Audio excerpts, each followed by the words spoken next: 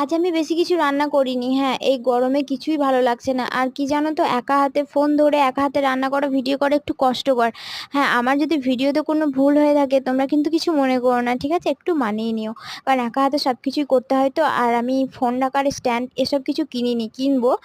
তো এখন আপাতত এরকম করেই করছি। আজকে সকাল সকাল রান্না করে নিলাম, তার কারণ আজ একটু ঘুরতে যাব না, ঘুরতে রোজই যাই। স্টেশনের ওদিকে বেড়াতে যাই মেয়েটাকে নিয়ে, সারাদিনই তো ঘরের মধ্যে থাকি। সেই জন্য মেয়েটাকে নিয়ে একটু বাইরে বেড়াতে হয়।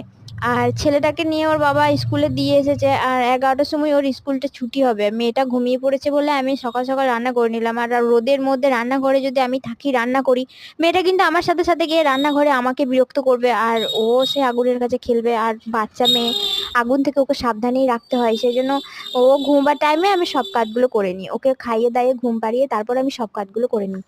তো আজকের মতন এই অবধি, আবার ভিডিও বানাবো। তো চলো, টাটা।